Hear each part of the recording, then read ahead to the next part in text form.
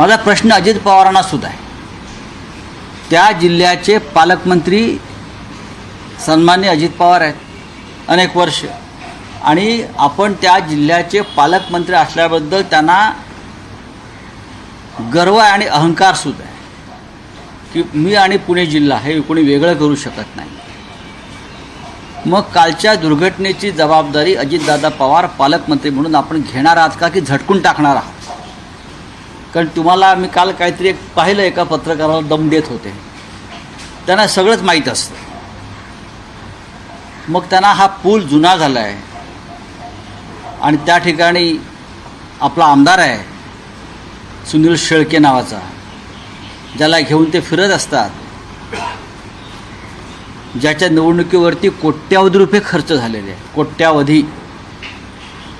पण 1-2 कोटीचा पूल गेल्या अनेक वर्षामध्ये पालकमंत्री उभा करू शकले नाहीत.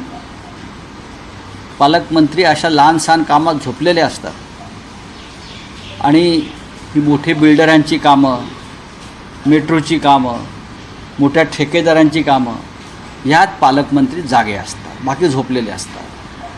काल जे बळी गेले त्याला जबाबदार कोण? जबाबदार कोण?